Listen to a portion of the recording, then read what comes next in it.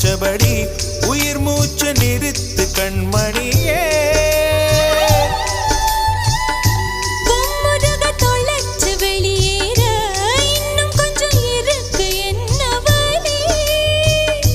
மழை அடிக்கும் சிறு பேச்சு, வெயில் அடிக்கும் ஒரு பார்வை, உடம்பு மண்ணில் புதையிற வரையில் உடன் வரக்கூடுமோ?